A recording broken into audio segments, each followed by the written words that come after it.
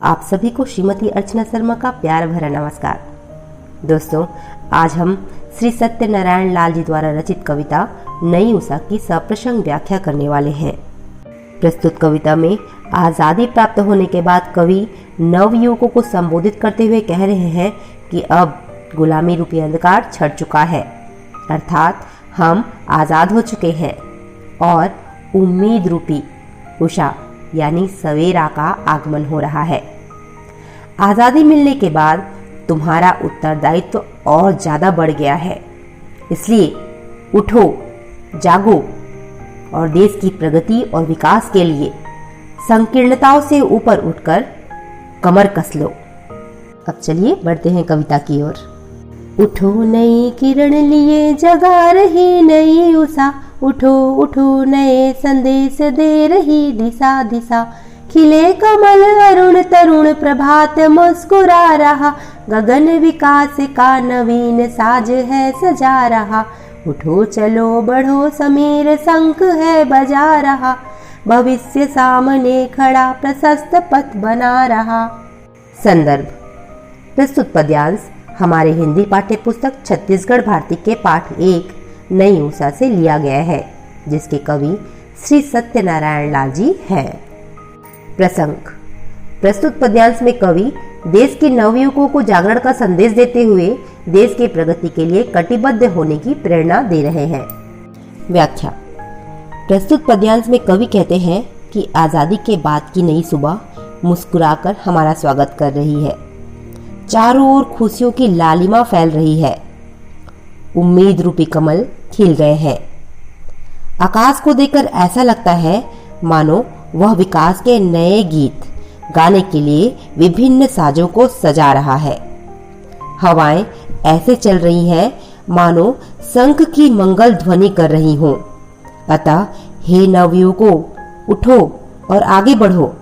तुम्हारे सामने तुम्हारा सुनहरा भविष्य खड़ा है, जो स्वयं तुम्हारी प्रगति और उन्नति के लिए रास्ता बना रहा है।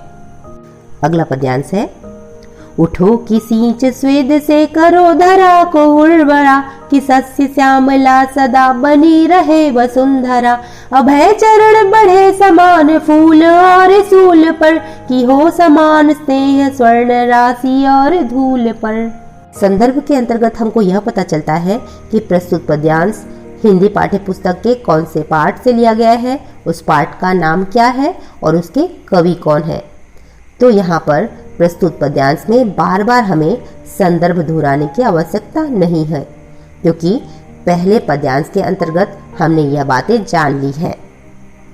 अब हम आने वाले सभी पद्यांशों में केवल प्रसंग और व्याख्या ही देखेंगे।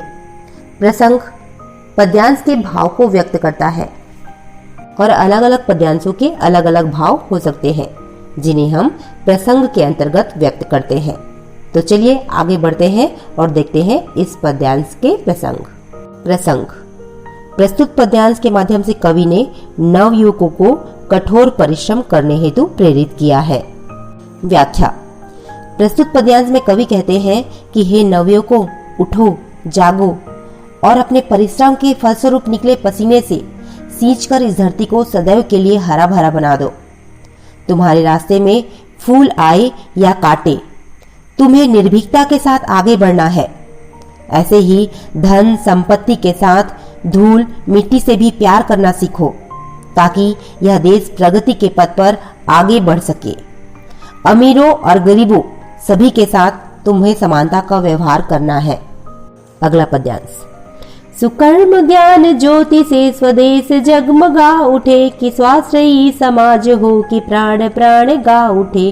सूर्य भी मनुष्य मात्र में भरे विवेक ज्ञान की, सहानुभूति सख्य सत्य प्रेम आत्मदान की।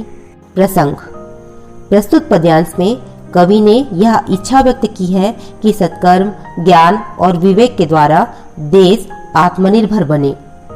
व्याख्या: प्रस्तुत पद्यांश में कवि कहते हैं कि सब लोग बुराइयों का परित्याग कर अच्छे कार्य यानी सुकर्म करें।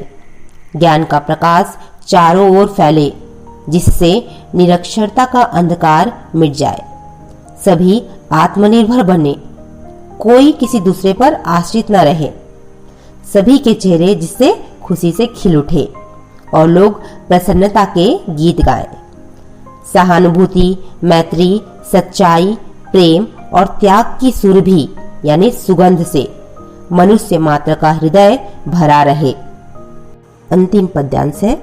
प्रवाह स्नेह का प्रत्येक प्राण में पला करे, प्रदीप ज्ञान का प्रत्येक गेह में जला करे। उठो की बीत है चली प्रमाद की महानिशा, उठो नई किरण लिए जगा रही नई उषा। प्रसंग। प्रस्तुत पद्यांश में कवि ने नव युवकों को आलस्य का परित्याग कर सत्कर्म में जुट जाने हेतु प्रेरित किया है। व्याख्या। प्रस्तुत पद्यांश में कवि ने इच्छा व्यक्त की है कि प्रत्येक देशवासी के हृदय में दूसरे के प्रति स्नेह की भावना का संचार हो, कोई किसी से घृणा न करे, शिक्षा और ज्ञान का प्रकाश घर घर में फैले। पराधीनता रूपी आलस्य की लंबी रात्रि बीत चुकी है। आजादी की नई सुबह नई किरणों का प्रकाश लिए तुम्हें जगा रही है। अतः नव युवकों उठो और कर्म पथ पर तत्पर हो जाओ।